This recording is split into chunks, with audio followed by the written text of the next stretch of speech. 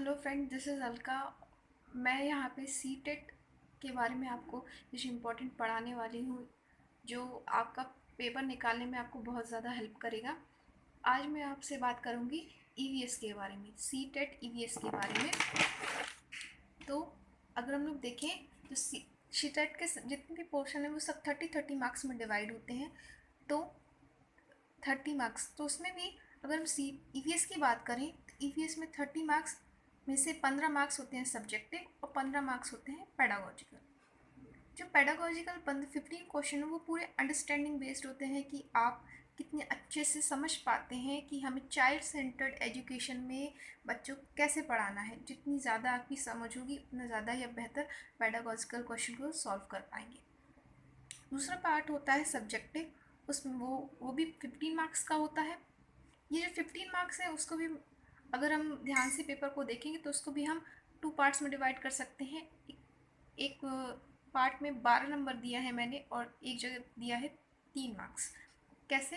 जो 12 नंबर के क्वेश्चन होते हैं, 12 मार्क्स जो होते हैं वो पूरे एनसीईआरटी बेस्ड होते हैं। अगर हम क्लास थर्ड फोर्थ फिफ्थ की एनसीईआरटी बुक्स को अच्छे से कवर कर लेंगे तो 12 मार्क्स हमारे पक्के हैं, क्योंकि जो इनका जो सिलेबस है वो कभी आउट ऑफ नहीं रहता। आप जितना अगर पढ़ लेंगे तो किताबों से वो पूरा कंप्लीट हो जाएगा।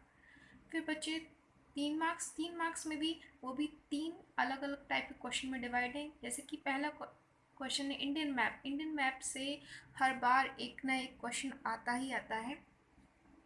जैसे कि पूछ लेगा कौन सा स्टेट बंगाल की खाड़ी में है, कौन दूसरी तरफ है, कौन साउथ में आता है, या पूछ लेगा साउथ में लगने वाले जैसे लगातार पढ़ने वाले स्टेट्स बताइए। तो अगर आप इंडियन मैप को बहुत अच्छे से समझ लेंगे तो आपका 1 नंबर पक्का है।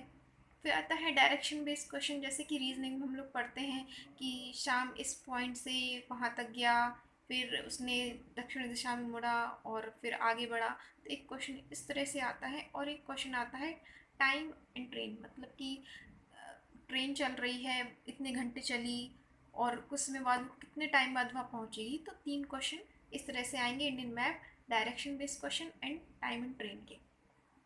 तो जो 12 क्वेश्चन अगर आप एनसीईआरटी से कंप्लीट कर लेंगे तो आपके बिल्कुल सिक्योर हैं। तो यहाँ पे मैं आपको आज पेडागोजी से रिलेटेड एक बहुत ही ज़्यादा इम्पॉर्टेंट क्वेश्चन पढ़ाने जा रही हूँ। एक बहुत ही इम्पॉर्टेंट टॉपिक जिससे हर साल एक ना एक क्वेश्चन ज़रूर आता है। तो अगर आप इस वीडियो को पूरा देखेंगे तो आपका 1 नंबर पक्का सिक्योर होगा। और मेरे चैनल को लाइक एंड सब्सक्राइब कीजिए। शुरुआत है बस। तो आज मैं आपको पढ़ाने वाली हूँ एनसीएफ 2005 ईवीएस में। तो एनसीएफ ने ईवीएस के 6 थीम दिए हैं।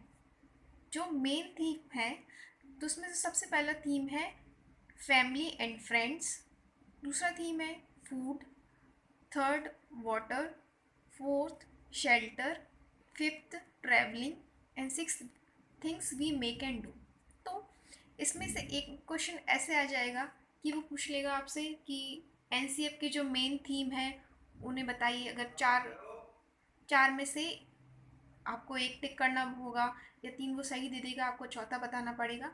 तो ईवीएस के 6 मेन थीम है, आप बस इन्हें लर्न कर लीजिए कि बस 6 मेन थीम है, आपका 1 नंबर यहाँ से बन जाएगा। इसके आगे ये जो पहला और जो दूसरा थीम है उसे भी सब थीम में डिवाइड कर दिया गया है। जैसे पहला जो थीम है फैमिली एंड फ्रेंड, उसको 4 थीम में डिवाइड कर दिया गया है।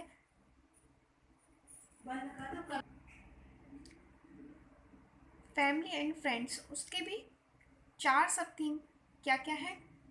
Relation, work and play, animal and plant tree. तो जो पहला जो मेन 6 थीम में से भी उसके सब थीम है परिवार मित्र, और उसके भी 4 पार्ट है संबंध, कार्य व खेल, जानवर और पेड़। उसके बाद इसी तरह जो दूसरे नंबर का हमारा मेन थीम था भोजन, उसे भी 5 पार्ट में डिवाइड कर दिया गया है। Testing, digestion, cooking, conservation techniques, farmer and hunger. तो जो भोजन है उसके भी 5 पार्ट हैं, इन्हें भी आप याद कर लें तो आपके ये कवर हो जाएंगे। तो जो एनसीएफ 2005 में जो थीम का पोर्शन है उसमें सिर्फ ये दो ही चीज़ें हैं जो आपको पढ़ना है। पहले तो आपको 6 में थीम पता होनी चाहिए कि 6 थीम कौन कौन से हैं, जैसे परिवार व मित्र, भोजन, जल, आवास, यात्रा, चीज़ें जो हम बनाते हैं या करते हैं। इसी तरह सब थीम में परिवार व मित्र के 4 सब थीम है और ऐसे ही भोजन के 4 सब थीम है। मैं आपको बता भी देती हूँ कि जो सीटेट का जुलाई 2019 में जो पेपर हुआ था उसमें से एक क्वेश्चन आया था 6 थीम से। उसमें पूछा गया था, शायद भोजन के बारे में पूछा गया था कि 6 मेन थीम में से एक उन्हें चूज़ करने को बोल दिया था कि कौन सा सही है।